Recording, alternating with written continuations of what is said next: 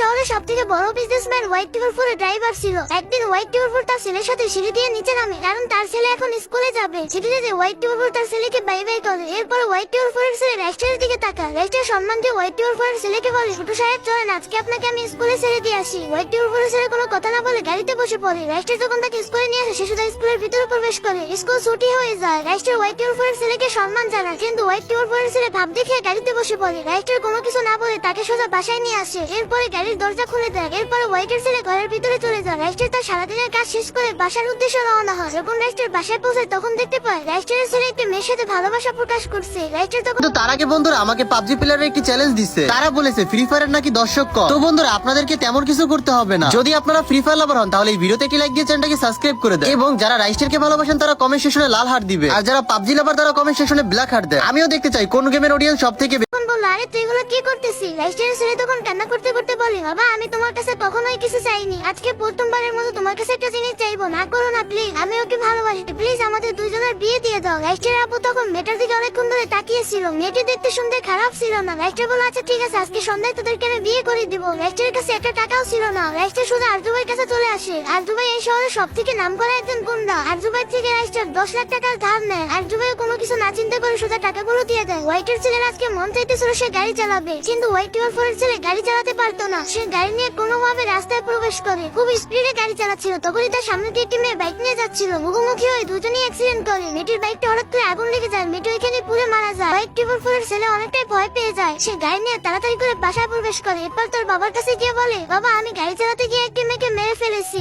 আমাকে পুলিশ খুঁজতেছে। White টিভার four বলল, আচ্ছা ঠিক আছে, সমস্যা নেই, বিষয়টা আমি দেখে নিব, কিন্তু এরপরে এরকমের ভুল আর কখনোই করিস না। পুলিশ আসার সঙ্গে সঙ্গে হোয়াইট টিভার ফোর পুলিশকে অনেকগুলো টাকা দিয়ে দেয়। এরপরে বলে, স্যার আমি কেস ঘুরিয়ে দিচ্ছি। হোয়াইট টিভার ফোর রাইস্টারকে ফোন করে। হোয়াইটের ড্রাইভার রাইস্টার তাড়াতাড়ি করে তার বাসায় চলে আসে। এরপরে হোয়াইট টিভার ফোর পুলিশকে বলে, এই হচ্ছে আমার ড্রাইভার, ওই অ্যাক্সিডেন্ট করছে। পুলিশ টাকার লোভে পড়ে রাইস্টারকে অ্যারেস্ট করে। রাইস্টার অনেকবার করে বলতেছিল, স্যার আমি অ্যাক্সিডেন্ট করিনি, কিন্তু পুলিশ কোনো কথা না শুনে তাকে থানায় নিয়ে চলে। কয়েক মাস পর আরজু ভাই চলে আসে রাইস্টারের বাসায় এবং রাইস্টারের ছেলেকে বলে, তোর আব্বু আমার থেকে 10 লাখ টাকা নিছে, এখন টাকাগুলো কে দিবে? ও নাকি থানায় আছে। রাইস্টারের ছেলে তখন কান্না করতে করতে বলে, স্যার আমার আব্বু কোনো অপরাধ করে নাই, তাকে শুধু শুধু পুলিশ থানায় নিয়ে চলে গেছে, আপনার টাকা দেওয়ার ব্যবস্থা আমিই করবো।